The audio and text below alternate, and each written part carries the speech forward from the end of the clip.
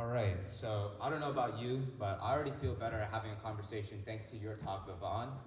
And next up, we have Henry D'Ambrosio, a sophomore and an athlete who works with AI and hopes to make an impact on the educational system with it. Today, he's talking about the hidden influence and bias in American media. Please welcome Henry to the stage.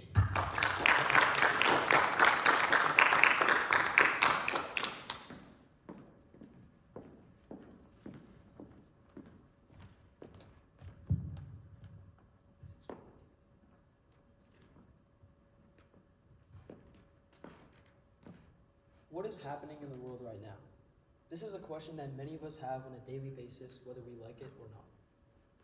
To fulfill this curiosity, we may browse the internet, watch the news on TV, or even read the newspaper. But regardless of how we get this information, there's a seemingly endless supply of content at our disposal. In the United States alone, there are over 3,000 individual news and media outlets. That's a lot to choose from. But despite having so many options, we still tend to gravitate to a few major and well-known companies, such as CNN, Fox, NBC, and CBS. These companies are all in the spotlight, and we can all see their actions clearly on a daily basis. But what if I were to tell you that something behind the scenes, a puppet master of sorts, was really controlling these companies' daily decisions? Let's use the popular NBC News. Did you know that NBC News is actually owned by a company called NBC Universal? Did you know that this puppet master company actually owns two other similar cable news networks, CNBC and MSNBC? Did you know that they also own a streaming service called Peacock, and even film and animation studios DreamWorks and Illumination? But NBC Universal is only the middleman in this situation.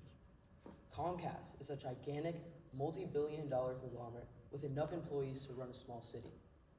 This is the company that is controlling NBC Universal and several other similar puppet master companies and dictating their daily decisions. Now, why are these companies important at all? Why do I need to know about NBC Universal or Comcast? Well, think about it this way. Do you want the same company that owns the Minions to also own your home internet provider and also the company that you get your daily news from? Comcast and 5 other major conglomerates own over 90% of American media, and that is a massive chokehold on the flow of information. They honestly seem almost too dominant, and their influence and impact can seem a bit scary at times. Just take it from this. Comcast is honestly trying to be the most villainous in this situation, but we all know that Crew takes the #1 spot on that. But seriously, this complex ladder hierarchy makes it extremely difficult to see behind the scenes at who's really controlling our information. This is heightened even more with the introduction of AI, specifically ChatGPT. ChatGPT is a revolutionary machine learning algorithm which has the ability to converse with you as a human would, or even solve any text-based problem you have. Now, although it is easy to marvel at the capabilities of such an algorithm, it is also important to understand how it works. ChatGPT is an LLM, or large language model, which takes in huge amounts of data, trains on that data, and then uses that training knowledge to best predict an output based on an input you give. Let's use an example. If I were to input who was Albert Einstein, ChatGPT might output something like, Albert Einstein was a famous physicist who came up with the theory of relativity. But what if ChatGPT was fed bad data? Well, OpenAI, the company behind ChatGPT, uses special trainer algorithms, which effectively silence or eliminate different data points if they are irrelevant, redundant, or bad. OpenAI can effectively silence different perspectives and remove them from ChatGPT's brain. Now, although this may seem good by concept, as it reduces resource consumption, improves efficiency, and overall increases the quality of ChatGPT's outputs, it also means that OpenAI can effectively silence perspectives and viewpoints from ChatGPT. Imagine having an opinion of yours just plucked from your brain and you just can't think of it anymore. That's pretty drastic, right?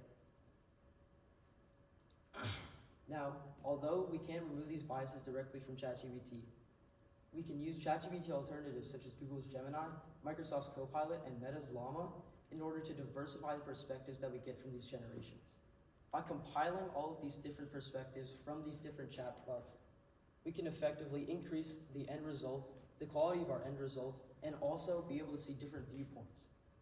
This is also applicable in news. By looking for different publications of the same topic or headline, we can see multiple different perspectives on the same topic and therefore get a better conclusion out of it. Third-party software such as the independently owned Ground News can do this for you in an easy-to-use format.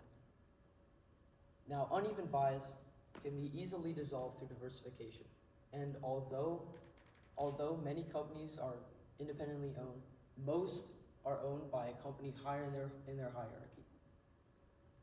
An open-minded view of the world is essential to creating a more conflict-free and supportive society, one that accepts different viewpoints and also acknowledges the pros and cons of any issue that comes across. It is extremely important to use multiple sources when researching or developing a conclusion or opinion, because only using one source can lead to a one-sided view of that issue and eventually the world. The key to this is proactively looking for different perspectives, searching different opinions. And this can be done through just a simple internet search, or even just changing your news network, or trying a new newspaper every few months. In other words, your contribution to a more open-minded society can begin today with just a few extra Google searches. Thank you.